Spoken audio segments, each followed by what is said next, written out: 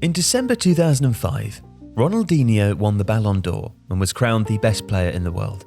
Rightly, he was the game's best player. He was also its most entertaining, and he was loved. And at just 25 years old, Ronaldinho had years left ahead of him. Or he should have done, because little did anyone know that his career had already reached its apex.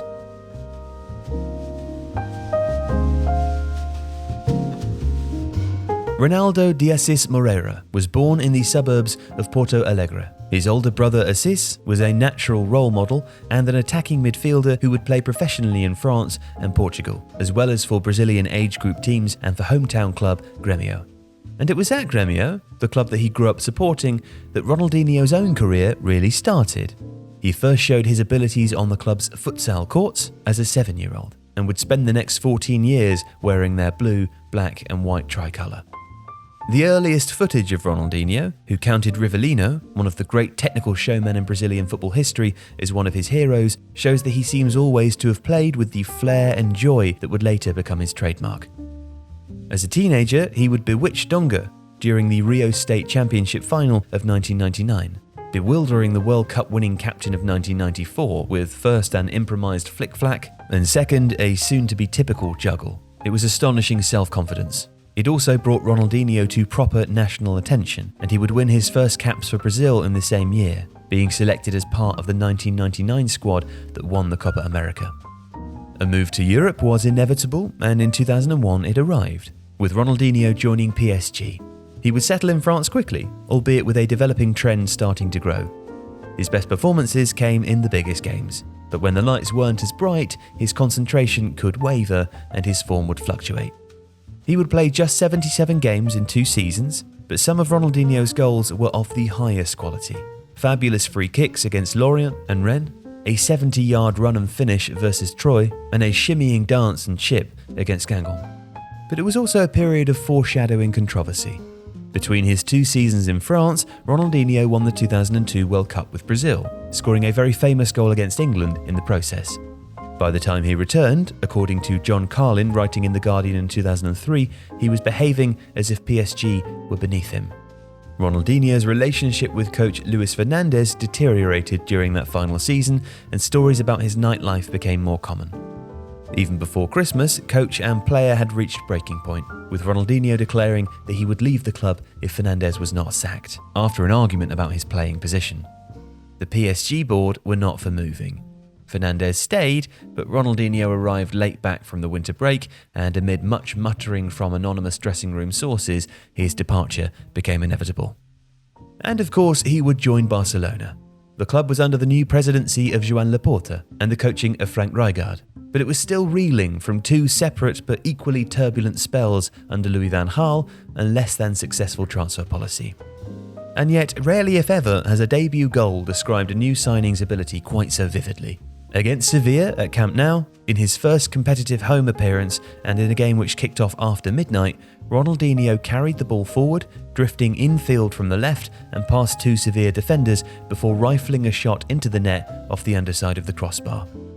It might have been the best goal of his career. Whatever the truth, it was greeted by an almost unholy noise and proved the high point of a turbulent season which saw Barca finish second, but at one point drop as low as 12th. In the summer of 2004, momentum started to gather. Deco, Samuel Eto'o and Ludovic Giuly were signed, while Rafael Marquez arrived too. Victor Valdez and Andres Iniesta were promoted from La Masia, and a young Lionel Messi would also debut. Ronaldinho's perfect conditions were in place for the next 3 years, and what would prove to be the imperial stage of his career. 2004-05 would be a triumph. Barcelona would win La Liga for the first time in the new millennium. Ronaldinho would finish off a comprehensive 3-0 win in the first Clásico of the season, and Barcelona would lead the competition, uninterrupted, for almost the entire year. They'd be derailed controversially in the Champions League, losing to a questionable John Terry goal against Chelsea, but not before Ronaldinho scored one of the best and most unique goals in the competition's history, toe-poking past Petr Cech from the edge of the box. Back in the group stage, he'd also won Barcelona's game against AC Milan with a goal of comparable standard, driving across the box before lashing into the top corner in the 89th minute. It was an instant classic, the definitive Ronaldinho goal, followed by an iconic celebration. He even created the first goal of Leo Messi's career that year, with a through ball that was lobbed delicately home. In celebration, Messi leapt onto Ronaldinho's back to take the applause, creating one of the images of the era and being a whole new chapter of the club's history. But first, the Brazilians' thrilling combination of technique and class would light up 2005-06, as Barcelona defended their league title and captured the European Cup for the first time since 1992. He left his signature on that first Clásico of the season at the Santiago Bernabéu, with 2 goals of the highest quality, probably his most famous in a Barcelona shirt. The first a run from the halfway line and beyond a succession of helpless Madrid defenders, the second a wicked slalom through the box which similarly flummoxed the home defence. At full time, just to describe how rare the air he was inhabiting had become, he was given a standing ovation by the Bernabéu. But the Spanish Super Cup aside, he would never win anything again at Barcelona. That reflected 2 issues. The first was that Rijkaard's control over the dressing room weakened as his cycle wore on and its tension loosened. The second was that Ronaldinho was just as fond of the Catalonian nightlife as he had been of the Parisian party scene. One charming rumour, which was never substantiated, claimed that he would regularly play with a band of Brazilian musicians in Barcelona, disguising himself behind a mask to protect his identity. Barcelona finished trophyless in 2006-07, and by the time 2007-08 began, the club was in a strange place.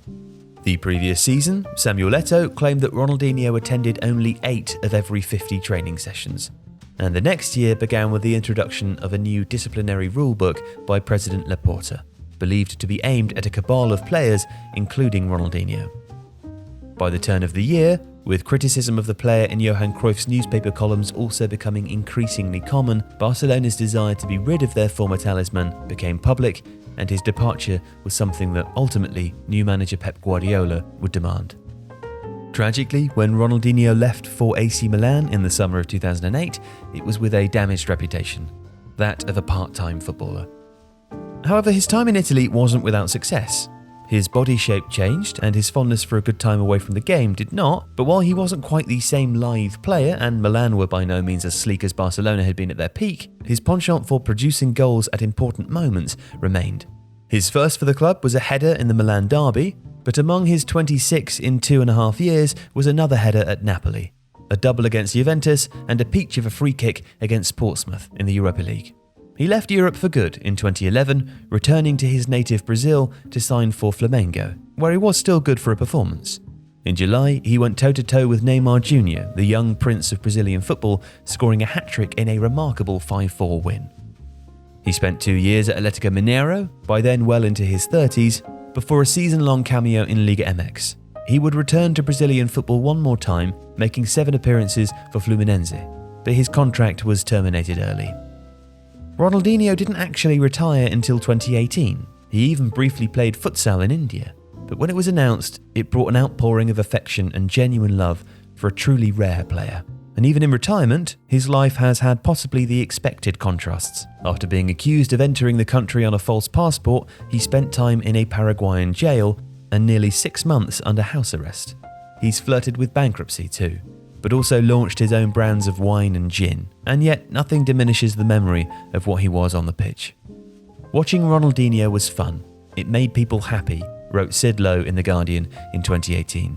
Those may be 2 of the most simple, childish words of all, but they are the right ones.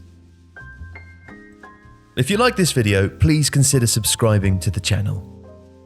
The Athletic brings you the best sports journalism in the world in a personalised experience, connecting you with the stories and teams that you care about the most. There's coverage of 13 sports, plus direct access to world-class journalists through live Q&As, discussions and podcasts. Not to mention, it's all ad-free. And you can try it now for free for 30 days by clicking the link in the description.